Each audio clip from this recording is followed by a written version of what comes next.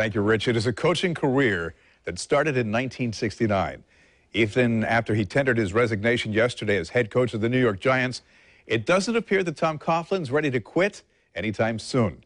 He rose to recognition at Boston College in the early 90s before becoming the first head coach in Jaguars history. He led the expansion team to 2 AFC title games in its first 6 seasons. In 2004, he took over a struggling Giants franchise, won 2 Super Bowl titles in 4 years. And this man who's sitting to my left, he played for him both at Boston College and for the Jaguars. Tom McManus here on the Morning Show. Good to see you, my friend. Bruce, a pleasure, always. So this is a man who has had a profound impact on so many lives.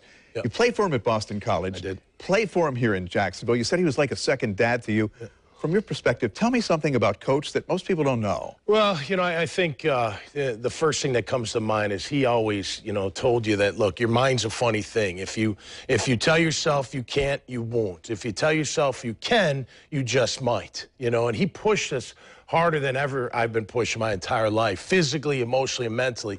He was tougher at Boston College. And he's 45 years old, same age as I am now, when he came to BC, and he was full of you-know-what and vinegar, man. Why more so at BC than with the Jags or the NFL? I think in college you can. It's more of a my way or the highway. You know, when you get to the NFL, you have the unions, and players can call the union and complain, and, you know, it's interesting you bring that up, because he kind of talked about that yesterday, and he talked about the state of the NFL and said, look, you know what? It's not as tough as it used to be.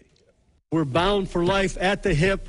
Yeah, it takes some accomplishment to get it done, but it's more about the sacrifice and the day in and day out grind, getting to know people, knowing who they are, how consistently they perform. How tough are they?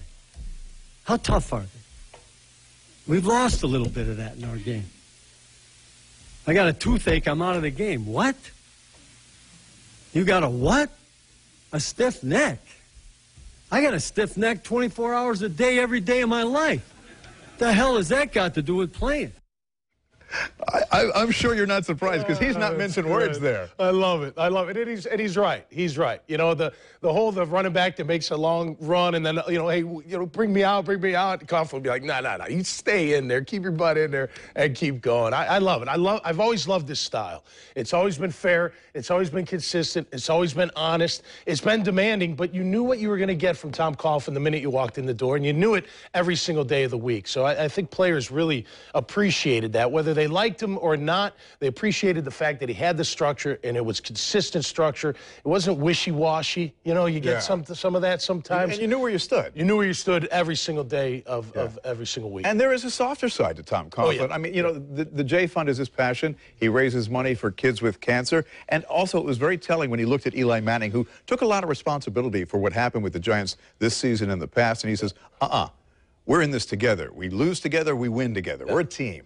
That's a real man, and that's a real head coach. And that's what every head coach should be like, because you take it and you put it on your back and you say, hey, we're in this together. I got to ask you one final question. He pretty much made it clear. Yeah. If somebody wants him, he's ready to be back on the sidelines. Where do you think he might wind up? You know, I mean, I think Miami could look at him. I know a lot of Jag fans would say, gosh, bring him here, or at least, you know, have him be a consultant of some type. But you saw it yesterday. You saw it in the he's not done. He's not done. He's got too much fire in him. He's 69 years young. Yeah, absolutely. Tom, Bruce, thank you, man. Thank you. Appreciate it. Appreciate you being here.